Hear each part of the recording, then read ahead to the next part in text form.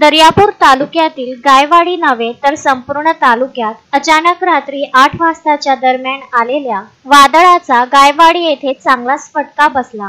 गायवाडी येथील सामाजिक कार्यकर्ते तंटामुक्ती माजी अध्यक्ष हरिभाऊ नागे यांचे गोडाऊनवरील 45/15 असे टीन शेड उडून अँगल सहित उडाल्याने ते टीन शेड त्याच गावातील राजीव सवाईकार यांच्या घरावर मुख्य रस्त्यालगत पडल्याने जनजीवन विस्कळीत झाले होते। एवढेच काय, पण त्या ठिकाणाहून 70 ते 80 मीटरवर डॉक्टर बाबासाहेब आंबेडकर यांच्या प्रतिमेची भव्य शोभायात्रा येत होती। कुठलीही जीवितहानी झाली नसून हरिभाऊ नागे यांचे मात्र खूप मोठे नुकसान झाले आहे। एवढेच नाही तर संपूर्ण तालुक्यामध्ये वादळाचा थोडाफार फटका बसला असून काही ठिकाणी तर पावसाचे आगमन सुद्धा झाले होते। अवकाळी पाऊस आल्यामुळे थोडा गारवा निर्माण झाला होता। गेल्या 2 ते 3 दिवसापासून सायंकाळी अचानक हवामानात बदल होऊन पावसाचे थेंब पडायला सुरुवात झाली, मात्र नुकसान झाले नाही। प्रथमच वादळाची व पावसाची सूचना दिल्या जात असल्याने नागरिक सतर्क होताना दिसत आहेत।